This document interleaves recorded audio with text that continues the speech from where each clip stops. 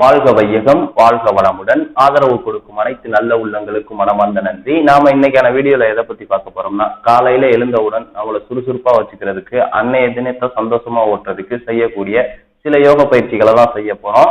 இப்ப நம்ம பார்க்கக்கூடிய யோக பயிற்சிகள் ஆசனங்கள் கிடையாது. ஆசனத்துக்கு உடலை தயார் செய்யக்கூடிய பயிற்சி தான். ஆனா இதை செஞ்சாவே போதும், உடல் ஒரு நாளைக்கு தேவையான எனர்ஜியை எடுத்துக்கும். அதுக்காக ஆசனங்கள் தேவையில்லை, முக்கியம் இல்லைன்னு சொல்ல வரல. ஆசனங்கள் செஞ்சு பழகுறதுக்கு முன்னாடி ஆரம்ப காலங்கள்ல செய்யக்கூடிய யோக பயிற்சிகள் தான் இது. இதை செய்யும் போது உடல் வளையும் தன்மை பெற்று ஆசனங்கள் செய்யறதுக்கு உடல் தகுதி பெறும். ஆசனங்கள் செய்யும் போது உடல்ல ஏற்படக்கூடிய இறுக்கங்கள் அல்லது வலிகள், அதிகமா ஆசனங்கள் செஞ்சு முடிச்சதுக்கு அப்புறம் அதிகமா மூச்சு வாங்குறது, இது போன்ற பிரச்சனைகள் இருக்கும்போது ஆசனங்கள் செய்யறதுக்கு உடல் தயார் நிலையில இல்லைங்கிறது அர்த்தம். அது போன்ற பிரச்சனைகள் வரவங்களுக்கு இந்த பயிற்சியை ஃபர்ஸ்ட் 1 மாசத்துல இருந்து 3 மாசம் செஞ்சு பழகி உடலை தயார் நிலைக்கு கொண்டு வந்ததுக்கு அப்புறம் ஆசனங்கள் செஞ்சு பழகலாம். எந்த ஒரு யோக பயிற்சி செய்யறதா இருந்தாலும் ஆசன விதிமுறைகளை ஃபாலோ பண்ணணுங்கிறது மிகவும் முக்கியமான ஒண்ணு. அந்த வீடியோ இன்னும் நீங்க பார்க்கலைன்னா அந்த வீடியோக்கான லிங்கை கீழே டிஸ்கிரிப்ஷன்ல கொடுக்குறேன். ஃபர்ஸ்ட் அதை பார்த்துட்டு அதன்படி இந்த பயிற்சியை செஞ்சு பழகுங்க. இப்ப பயிற்சிக்குள்ள போயிடலாம். இப்போ ஃபர்ஸ்டா செய்யக்கூடிய பயிற்சி நின்றுகிட்டு செய்யக்கூடிய பயிற்சி. இதுல நின்றுகிட்டு நம்ம குதிக்க போறோம். இப்படி குதிக்கும் போது முதுகெலும்பு கழுத்தெல்லாம் நேரா இருக்க மாட்டோம் வச்சுக்கோங்க. கைகளை முன்னாடி வச்சுக்கோங்க. அப்படி இல்லாட்டினா கைகளை கோர்த்து பின்னாடி தலை பகுதியில வச்சு பேலன்ஸ் பண்ணிக்கோங்க. இந்த நிலையில லைட்டா அப்படி ஜம்ப் பண்ண போறோம். இந்த லெவல்ல கை வச்சுக்கிட்டு ஜம்ப் பண்ணிக்கலாம். ஒரு 10 முறை. முதுகெலும்பு எல்லாம் நேரா இருக்கணும். குனிஞ்செல்லாம் ஜம்ப் பண்ண வேணாம், நேரா இருந்துகிட்டே ஜம்ப் பண்ணுங்க.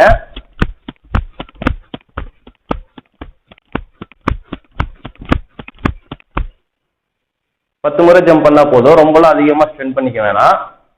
இப்ப கைகளை இறக்கிக்குங்க. கால்களுக்கு இடையில 1/2 அடி கேப் வச்சு நேரா நின்றுக்குங்க.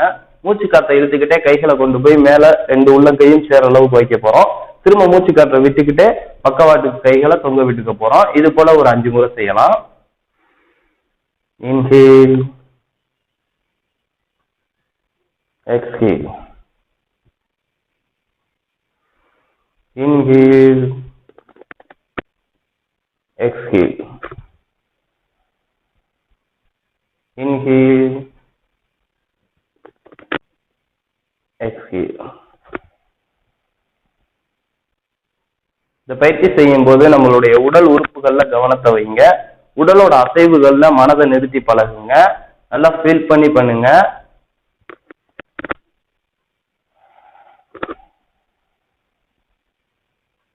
பயிற்சி முடிச்சோன்னா 10 செகண்ட்ல இருந்து 30 செகண்ட் ரெஸ்ட் எடுத்துக்கலாம். இல்ல ஃப்ரெஷ்ஷா இருக்குன்னா அடுத்த பயிற்சிக்கு உடனே போகலாம். ஒரு சில பேருக்கு தலை சுற்றல், ஒரு சில விதமான பதட்டங்கள், இது போன்ற பிரச்சனைகள் இருக்கும். அவங்க ரெஸ்ட் எடுத்து கூட இந்த பயிற்சியை செஞ்சுக்கலாம். அடுத்தது நம்ம செய்யக்கூடிய பயிற்சி தோப்புக்கரணம். இது நம்ம சின்ன வயசுல எல்லா பேருமே பள்ளிக்கூடத்துல செஞ்சிருப்போம். ஏதாவது தப்பு பண்ணியிருந்தா கண்டிப்பா நீல் டவுன், அதாவது முழங்கால் அல்லது தோப்புக்கரணம் தான் போட சொல்லுவாங்க. இது தினமுமே ஒரு 30 தோப்புக்கரணம் போடுறது எல்லாத்துக்குமே நல்லது. கால்களுக்கு நல்ல பலம் கொடுக்கும். அடுத்ததான் மூளையோட செல்கள் புத்துணர்ச்சி அடைஞ்சு மூளை அன்னைக்கு முழுக்க ஆக்டிவா சுறுசுறுப்பா வேலை செய்யறதுக்கு இந்த தோப்புக்கரணம் பயன்படுது. இந்த தோப்புக்கரணம் போடும்போது கைகளை மாற்றி வச்சு காதுகளை இறுக்கி பிடிச்சுக்கணும். மூச்சு காற்றை வெளியேற்றிக்கிட்டே உட்காரணும். மூச்சு காற்றை இழுத்துக்கிட்டே எந்திரிக்கணும். இப்படி உட்காரும் போது குதிங்கால்கள் தூக்கக்கூடாது. கால்கள் இப்படி பேலன்ஸ் இல்லாம ஆடக்கூடாது. நல்லா தரையில பதிஞ்சிருக்கணும். இப்ப பயிற்சியை செய்யலாம். மூச்சு காற்றை வெளியேற்றிக்கிட்டே நல்லா எந்த அளவுக்கு முடியுமோ அந்த அளவுக்கு உட்காரணும். மூச்சு இழுத்துக்கோங்க. மூச்சு காற்றை வெளியேற்றிக்கிட்டே உட்காருங்க. இப்படி உட்காரும் போது எந்த அளவுக்கு முடியுமோ அந்த அளவுக்கு உட்காருங்க. நேரா உட்காந்து பழகுங்க. முதுகெலும்பு எந்த அளவுக்கு நேரா வைக்க முடியுமோ அந்த அளவுக்கு நேரா வச்சு உட்காருங்க. அநேகமா இந்த இடத்துல டச் பண்ற அளவுக்கு உட்காந்து பழகுங்க. நார்மலா பாதி தூரத்துல உட்காந்துட்டு எந்திரிச்சிட வேணாம். நல்லா எந்த அளவுக்கு குதம் கீழே காலோட ஒட்டுதோ அந்த அளவுக்கு உட்காருங்க. திரும்ப மூச்சு காற்றை இழுத்துக்கிட்டே எந்திரிக்கணும். இது போல 30 தடவை செய்யலாம். இப்ப நம்ம ஒரு 10 தடவை மட்டும் செஞ்சுக்கலாம். Exhale, inhale, exhale, inhale, exhale, inhale, exhale, inhale, exhale, inhale, exhale, inhale, exhale, inhale, exhale, inhale, exhale, inhale, exhale, inhale, exhale, inhale. இப்படி தோப்புக்கரணம் போடும்போது மூச்சு இயல்பான வேகத்துல ஆழமான மூச்சு காற்றா இருந்தா அதிக பலன்களை கொடுக்கும். 10 முறை முடிச்சதுக்கு அப்புறம் பக்கவாட்டுல கைகளை எடுத்து தொங்க விட்டுக்கலாம். இந்த பயிற்சி செய்யும் போது நமக்கு அதிகமான மூச்சு வாங்குச்சுன்னா கொஞ்ச நேரம் ரெஸ்ட் எடுத்து கூட பயிற்சியை செய்யலாம். ஒரு 30க்கு மேல இருக்குது அதிக பலன்கள் கொடுக்கும். 30க்கு கம்மியா பண்ண வேணாம். 30 தோப்புக்கரணம் செய்யும் போது நமக்கு 10 நிமிஷம் நடைப்பயிற்சி செஞ்சா கிடைக்கக்கூடிய பலன்கள் கிடைக்கும். நம்ம தோப்புக்கரணத்தோட எண்ணிக்கையை அதிகப்படுத்த நடைப்பயிற்சி அதிகம் பண்ணக்கூடிய பலன்கள் எடுத்துக்கிட்டே போகலாம். இப்ப அடுத்த பயிற்சிக்குள்ள போயிடலாம். அடுத்த பயிற்சி கால்களை எந்த அளவுக்கு முடியுமோ அந்த அளவுக்கு அகட்டி வச்சுக்கோங்க. விரல்கள் எல்லாமே நேரா இருக்கும். இந்த பக்கத்தை இப்படி போயிடக்கூடாது, உள்ளுக்குள்ளேயும் இந்த ஷேப்ல வந்துடக்கூடாது. கால்கள் நேரா இருக்கணும். பாதங்கள் நல்லா இந்த பயிற்சி செய்யும் போது பதிஞ்சிருக்கணும். கைகள் ரெண்டையும் எடுத்து இடுப்பு பகுதியில வச்சுக்கோங்க. கைகளோட உதவியோட இடுப்பை ரவுண்டா இப்படி அசைக்க போறோம். இது ஃபர்ஸ்ட் வலச்சுழலா ஒரு 5 முறை, அப்புறம் இடச்சுழலா ஒரு 5 முறை செய்ய போறோம். இது எதுக்காக செய்யறோம்னு பாத்தீங்கன்னா இடுப்புல உள்ள இறுக்கங்களை குறைச்சி நமக்கு இடுப்புக்கு வளையும் தன்மையை கொடுக்கக்கூடியது. இப்ப 5 முறை செய்யலாம். இப்ப அப்படியே இடப்பக்கமா ஒரு 5 முறை.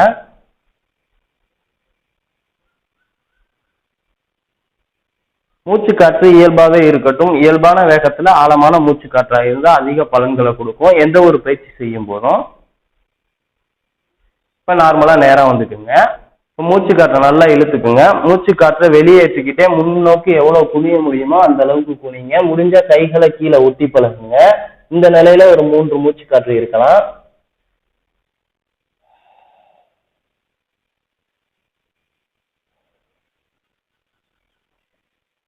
இப்ப கைகளை எடுத்து முகத்துக்கு நேரா வச்சுக்கோங்க. ஃபர்ஸ்ட் இடது கையை வச்சுக்கோங்க, அடுத்து வலது கையை வச்சுக்கோங்க. மூச்சு காற்றை இழுத்துக்கிட்டே கைகளை மேல் நோக்கி உயர்த்துங்க. முடிஞ்ச அளவுக்கு திருப்புங்க. கைகள் நேரா இருக்கிற மாட்டம் வச்சுக்கோங்க. எந்த அளவுக்கு திரும்பி கைகளை பார்க்க முடியுமோ அந்த அளவுக்கு பார்த்து இதே நிலையில ஒரு 3 மூச்சு காற்றுகள் இருக்கலாம்.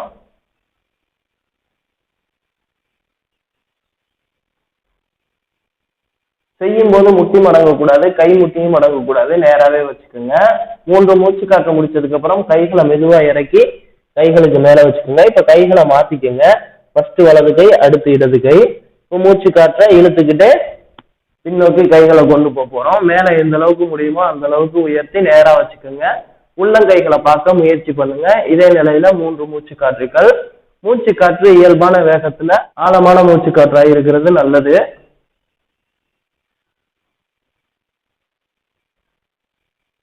3 மூச்சு எண்ணிக்கை முடிந்ததுக்கு அப்புறம் மூச்சு காற்றை வெளியேற்றிக்கிட்டே கைகளை பழைய நிலைக்கு கொண்டு வந்துக்குங்க. இப்ப கைகள் ரெண்டையும் விரித்து வச்சுக்கிட்டு மூச்சு காற்றை இழுத்துக்கிட்டே மேல நிமிந்துக்குங்க. கைகளை இடுப்பு பகுதிக்கு கொண்டு வந்துக்குங்க. இப்ப அடுத்த பயிற்சிக்குள்ள போயிடலாம். கால்களை எடுத்துக்கோங்க. வஜ்ராசன நிலைக்கு வந்துடலாம். வஜ்ராசன நிலையில அமர்ந்துக்கோங்க. கைகளை கோர்த்து முன்பகுதியில வச்சுக்கோங்க. நல்லா நேரா இருக்கட்டும். முதுகெலும்பு நேரா இருக்கணும், கழுத்து நேரா இருக்கணும், தலை நேரா இருக்கணும். இப்ப கழுத்துக்கு நம்ம பயிற்சி கொடுக்க போறோம். இப்போ ஃபர்ஸ்டா வலது பக்கம் எந்த அளவுக்கு முடியுமோ அந்த அளவுக்கு திரும்பி பாருங்க. முடிஞ்ச அளவுக்கு செஞ்சா போதும், இறுக்கி செய்ய வேணாம். உடலை தளர்வா வச்சு இயல்பான அசைவுகளோட செய்யுங்க. திரும்ப அப்படியே கழுத்தை திருப்பி இடது பக்கமா திரும்பி எந்த அளவுக்கு முடியுமோ அந்த அளவுக்கு பாருங்க. இது போல ஒரு 3 முறை செய்யலாம். 1 2 3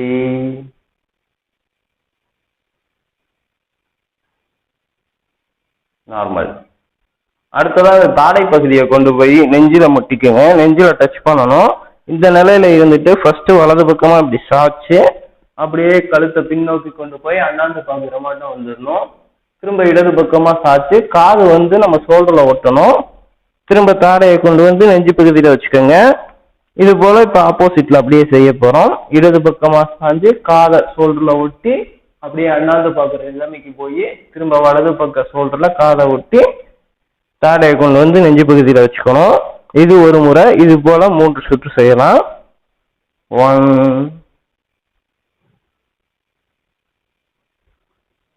2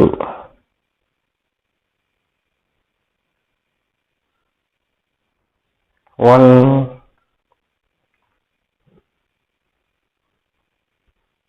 2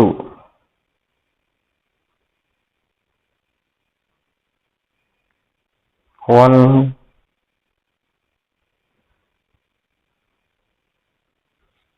2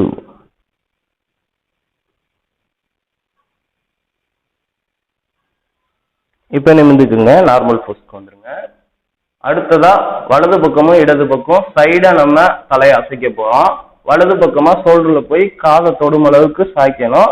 திரும்ப இடது பக்கமா நிமிந்து இடது ஷோல்டர்ல போய் காதை டச் பண்ற அளவுக்கு செய்யணும். இது போல ஒரு 3 முறை. 1 2 1 2 1 2. இப்படி செய்யும் போது காதை போய் ஷோல்டர்ல தொடும்போது ஷோல்டரை தூக்கி தொடக்கூடாது, ஷோல்டர் இருக்கிற இடத்துலயே தான் இருக்கணும்.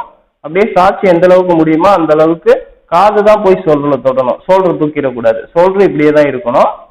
இது மட்டும் செஞ்சு பழகுனீங்கன்னா அதிக பலன்கள் கிடைக்கும். அடுத்ததான் முன்னோக்கி குனிஞ்சு தாடை பகுதியை நெஞ்சுக்குழியில தொடர மாட்டம் செய்யணும். திரும்ப அப்படியே மூச்சு காற்றை இழுத்துக்கிட்டே அண்ணாந்து பார்க்கணும். இது போல ஒரு 3 முறை.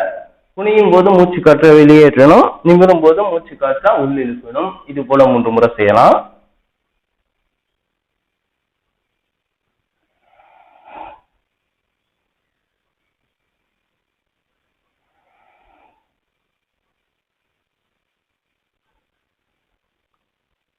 மூன்றாவது முறை பயிற்சியை முடிக்கும் போது மூச்சு காற்றை இழுத்துக்கிட்டே அண்ணாந்து பார்க்குறோம். இதே நிலையில தலையை லைட்டா அசைக்கிறோம், ஷேக் பண்றோம்.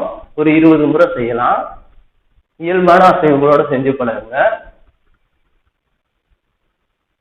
திரும்ப மூச்சு காற்றை வெளியேற்றிக்கிட்டே தாடை பகுதியை கொண்டு போய் நெஞ்சு பகுதியில தொட்டு இதே நிலையில 3 மூச்சு காற்று நேரம் இருக்கணும்.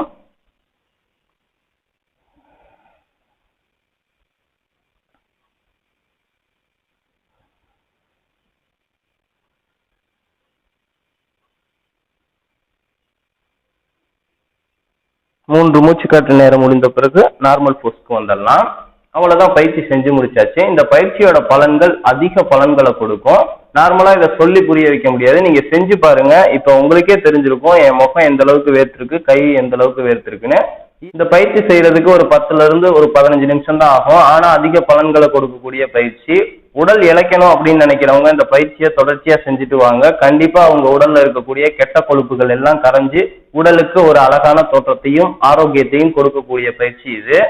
அதோடு இந்த பயிற்சி உடல்ல ஓடக்கூடிய ரத்தோட்டம், வெப்போட்டம், காற்றோட்டம், இந்த 3 பயிற்சியை சீராக்கி உடலுக்கு ஆரோக்கியம் கொடுக்குங்கிறத சொல்லி இந்த வீடியோவை முடிச்சுக்கிறேன். இந்த வீடியோ உங்களுக்கு பயனுள்ளதா இருக்கும்னு நினைக்கிறேன். இந்த வீடியோ பத்தின கருத்துக்களோ சந்தேகங்களோ இருந்தா கீழே கமெண்ட் செக்ஷன்ல சொல்லுங்க. இதே போல அடுத்த ஒரு வீடியோல உங்களை சந்திக்கிறேன். வாழ்க வையகம், வாழ்க வளமுடன்.